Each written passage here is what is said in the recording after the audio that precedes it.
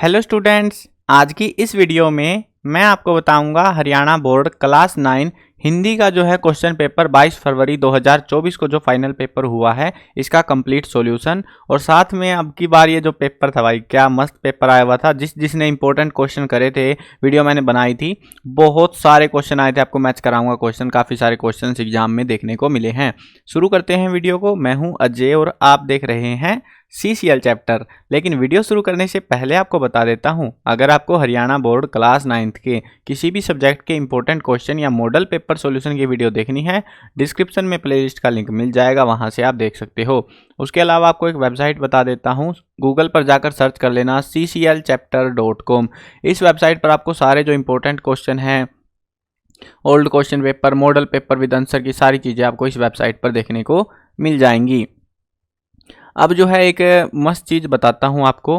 Paper जो है ना इतना इजी आ रखा था, हिंदी का पेपर जितनी उम्मीद थी ना उससे भी ज़्यादा इजी था। जिस हिसाब से लग रहा था कि एक दिन का टाइम है आपके पास में, छुट्टी कम दे रखी थी, तो पढ़ाई होगी कि नहीं होगी। लेकिन भाई जो पेपर दिया इन्होंने, मज़ा आ गया। मतलब बहुत आसान पेपर दे रखा है, इससे आसान अभी तक आया भी नहीं है कभी किसी ईयर में। तो बहुत आसान पेपर था। अब सॉल्यूशन देखते हैं। 80 नंबर का पेपर था आपका, सीरीज नंबर ये था, कोड नंबर 2501 था। पेपर देखते हैं। पहला जो थी डेफिनेशन आई हुई थी, डेफिनेशन होगा मैंने बोला था, याद करके जानी है आपको व्याकरण वाली वीडियो में। भाषा किसे कहते हैं उदाहरण सहित समझाना था। सूर्य, घर, इनके दो दो पर्यायवाची बताने थे। सूर्य का लिख देना था दिनकर, दिवाकर, भानु, कोई सा लिख देते। घर में जो है आप लिख सकते थे गृह, गृह ये वाला गृह, ठीक है। उसके अलावा आवास, निवास, ऐसे जो है दो बताने थे, बस आसान थे। तो अव्ययी भाव समास किसे कहते हैं उदाहरण भी साथ में देने थे आपको। उसके बाद में मुहावरे, मुहावरे प्रीवियस ईयर वाले आ रखे थे। आग में घी डालना यानी कि क्रोध को और अधिक भड़का देना। 9 2 11 होना, भाग जाना। वाक्य बनाने बहुत आसान थे इनके। उसके बाद थे विलोम शब्द, उत्थान और निंदा। उत्थान का था आपका पतन, पै तै न पतन, ठीक है। निंदा का था स्तुति, स तै उ तै ई, स्तुति, ठीक है। उसके बाद में आपको चिर का उपयोग करके, उपसर्ग का प्रयोग करके दो शब्द बनाने थे, जैसे चिरंजीवी, चिरकाल, चिरकुमार। दो बनाने थे, जो उनसे याद आ जाए बना देना। एक जो है प्रत्यय लगाकर दो बनाने थे, जैसे साप्ताहिक, आर्थिक, धार्मिक, है ना। तो ऐसे जो है इक लगाने थे। नेक्स्ट जो है अलंकार आए हुए थे। अलंकार आसान था, ये वाला बहुत आसान था अलंकार। ये वाला थोड़ा सा सोचने वाला था। चांदनी किसी उजली जाली, इसमें था आपका उपमा अलंकार, उपमा। और हसमुख हरियाली हिम आतप, इसमें था आपका है दिख ही रहा आपको वैसे भी, तो ये था आपका अनुप्रास अलंकार। अगला देखते हैं निबंध। निबंध मैंने बोला था 5-6 निबंध बोले थे, उनमें से आना था एक, आ चुका है विज्ञान वरदान या अभिशाप, ठीक है। जो कि मेरे को पता है, इतना एक्सपीरियंस हो रखा है, इतने सारे पेपर देख लिए हैं। उसके बाद आपको प्रार्थना पत्र बताए थे कुछ इंपॉर्टेंट, उनमें से ये वाला प्रार्थना पत्र आ रखा था एग्जाम में, और आसान भी था। मैंने बोला था कि इनको करके जाना। अब जो है खंड ख देखते हैं। ये थे आपके MCQ काव्य खंड से, यानी कविता वाले पोर्शन से। पहला क्वेश्चन है, कबीरदास के अनुसार व्यक्ति की पहचान किससे होती है? तो वो होती है कर्मों से। घर जाने की चाह घेरे, पंक्ति में ललदत किसके घर जाने की कामना करती है? मैंने MCQ आपको कराया था, तो वो थी भगवान के घर। गोपियाँ कृष्ण की कौन सी वस्तु धारण नहीं करना चाहती? वो थी मुरली। ये भी एग्जाम के लिए मैंने कराए थे। देखो ये MCQ बता हाईलाइट कर रहा हूँ कि हाँ ये मैंने करा दिए थे आपको। अगर आपने वीडियो देखी होगी आपको पता होगा। कमेंट में ये भी बताना आपका स्कोर कितना रहने वाला है अब की बार, क्योंकि भाई इतना आसान पेपर था और ज़्यादातर इंपॉर्टेंट जो क्वेश्चन कराए थे उसमें से पेपर आया हुआ था आपका हिंदी का। मोहन के वर्त में, मोहन जो शब्द है किसके लिए प्रयोग हुआ है? महात्मा गांधी के लिए। ये भी मैंने करा रखा था। मरकत डिब्बे सा खुला किसको कहा गया है? गांव को। ये तो आपकी बुक में क्वेश्चन ही था कि गांव को मरकत डिब्बे सा खुला क्यों कहा गया है ना। क्वेश्चन था ना, याद आया हो तो आपको। तो ये तो आसान था MCQ बिल्कुल। रंग बिरंगी किताबों को किसने खा लिया? तो वो है डिमको को। ये बच्चे काम पर जा रहे वाला पार्ट है आपका। तो ये थे आपके 6 MCQ। उसके बाद में जो है यहाँ पे पहले ही पार्ट कबीरदास वाले पार्ट से जो है, मोको कहाँ ढूंढे बंदे, मैं तो तेरे पास में, ना मैं देवल ना मैं मस्जिद ना काबा कैलाश में। बहुत ही प्यारी सी पंक्तियां हैं और सबसे ज़्यादा तुमने इसी को पढ़ा होगा, क्योंकि पहला पार्ट होता है, सब पहले को पढ़ते हैं ना। तो पहला ही पैरा दे रखा था ये शब्द में से। अब देखो इसमें क्वेश्चन था, कवि और कविता का नाम बताना है। आसान था। कवि का नाम है कबीर और कविता का नाम था साखियां एवं शब्द।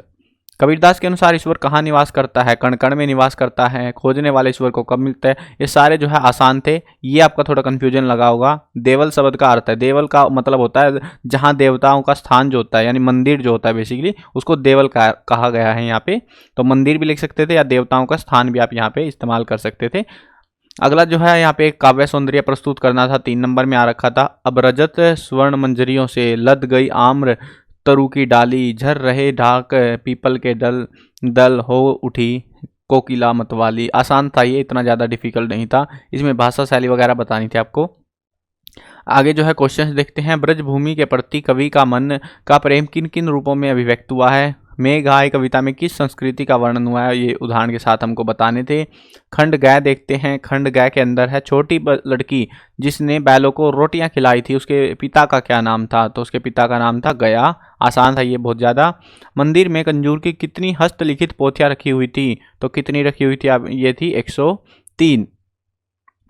तो उसके बाद में देखते हैं, नहीं हाँ 104 था, सॉरी यहाँ पे नहीं 8वां क्वेश्चन, हाँ 103 ही था। 103 जो है हस्तलिखित पोथियां रखी हुई थी।